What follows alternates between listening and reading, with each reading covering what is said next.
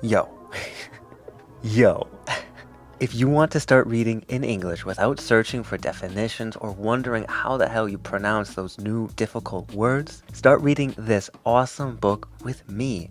I do that stuff for you so you can learn English and enjoy the story. But if you're on Facebook and it's your first time reading with me, click the link above the video. If you're on YouTube, click here. Our buggy buddy Gregor just got out of the room and he is scaring the shit out of everybody. Let's go catch up and see what's happening. And patrons, the extra review video to continue this book and the conversation will be uploaded later today.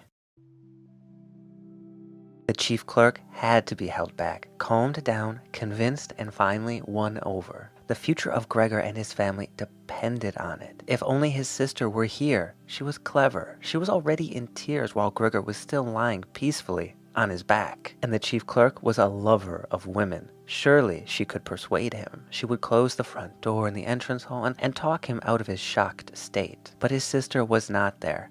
Gregor would have to do the job himself. And without considering that he was still not familiar with how well he could move about in his present state, or that his speech might still not or probably would not be understood, he let go of the door, pushed himself through the opening, tried to reach the chief clerk on the landing, who ridiculously was holding on to the banister with both hands. But Gregor fell immediately over and, with a little scream as he sought something to hold onto, landed onto his numerous little legs. Hardly had that happened then, for the first time that day, he began to feel all right with his body. The little legs had the solid ground under them. To his pleasure, they did exactly as he told them. They were even making the effort to carry him where he wanted to go, and he was soon believing that all his sorrows would soon be finally at an end.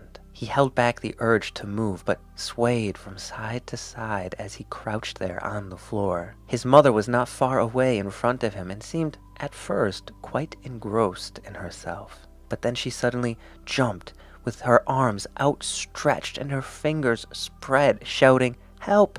For pity's sake, help!" The way she held her head suggested she wanted to see Gregor better, but the unthinking way she was hurrying backwards showed that she did not. She had forgotten that the table was behind her, with all the breakfast things on it. When she reached the table, she sat quickly down on it without knowing what she was doing, without even seeming to notice that the coffee pot had been knocked over and a gush of coffee was pouring down onto the carpet. So of course, as we've seen in pretty much every chapter, every part of this book, all hell is breaking loose. So let's see what's happened so far in this part. Where were we? What just happened? Okay. So first of all, some grammar. It's always to depend on. To depend on someone or something. Always. To win someone over means to get their approval, to get their confidence. So Gregor wants to win over the sales clerk. He wants to get his confidence and his reassurance. But the chief clerk looks shocked. To be shocked means to be very surprised, bewildered, astonished. And your state is your condition, kind of your mood right now. Sorrow is a deep feeling of distress or sadness. It's most often used without the S, but when it does have the S, the form and the function are basically exactly the same. Gregor had an urge. I mean, he had a desire or a wantingness to do something. He didn't act on his urge. Instead, he just kind of swayed back and forth. It's when you move from side to side. On his tiny little legs, he crouched. To crouch is to get down, kind of like this. You're not sitting, but you're moving your body down. And as his mom walks back into the table, the coffee spills, and there is a gush of coffee. A gush of something means a lot of, and to come out fast. So the coffee is just gushing. It's shooting out of the coffee pot. Okay, let's get back to the book. "Mother, mother," said Gregor gently, looking up at her. He had completely forgotten the chief clerk for the moment. He could not help himself snapping in the air with his jaws at the sight of the flow of coffee. That set his mother screaming anew. She fled from the table and into the arms of his father as he rushed towards her. Gregor, though, had no time to spare for his parents now. The chief clerk had already reached the stairs with his chin on the banister. He looked back for the last time. Gregor made a run for him.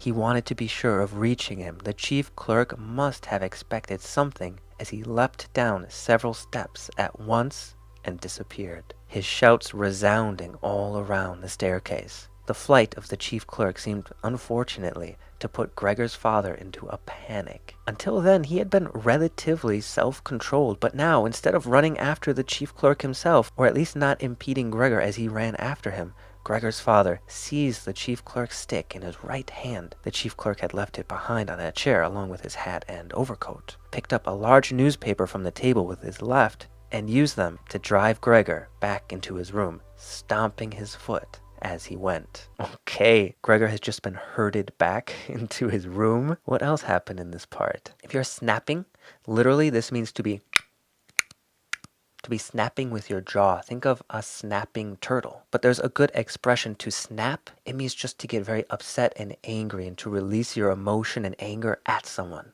So if you're angry, try not to snap, but sometimes we can't control that. His mother started screaming anew. Anew is a more formal way of saying again.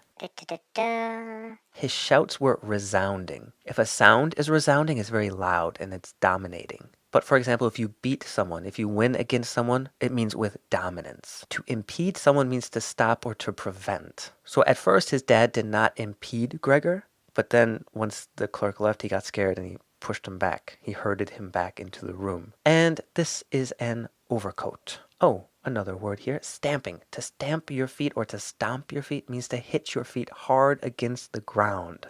I think we saw that here before. Yo. So keep on going. Listen to the podcast. Get your free audiobooks or free e-magazines or get your copy of this book. On Facebook, those links are up here. On YouTube, those links are down there. And a big thanks to the patrons like Jessica and Nora who make these videos possible. Become a patron to support For Your English and to get a lot more videos.